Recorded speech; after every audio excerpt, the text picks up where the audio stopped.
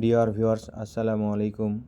আজকে আমি আপনাদের দেখাবো 2025 সালের মাধ্যমিক বিদ্যালয় লটারির ফলাফল কীভাবে বের করতে হয়। তো চলুন আমরা শুরু করি। তো প্রথমে আপনাদের সামনে যে ক্রোম ব্রাউজারটি আছে এটিতে আপনারা ক্লিক করবেন।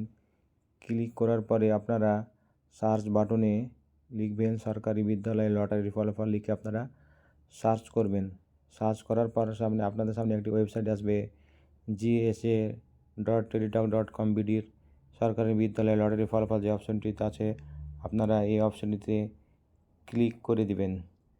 ক্লিক করার পরে আপনাদের সামনে দেখুন চলে এসেছে সরকারি বিদ্যালয়ে ভর্তির আবেদন 2025 লটারির ফলাফল।